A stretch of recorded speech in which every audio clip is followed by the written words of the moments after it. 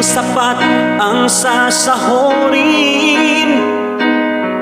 dahil tumataas na rin ang bilihin. Wala na ngang tira sa sahod ko kahapon, dumako lang sa palad ko anong sakit. Sadyang nakakapagod at nakakapanghinayang, ngunit wala kang magawa, ito'y tinitiis lamang.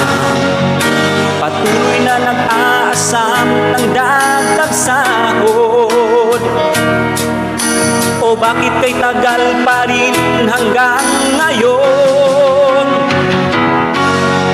Wala ka na naman ngayong sahod,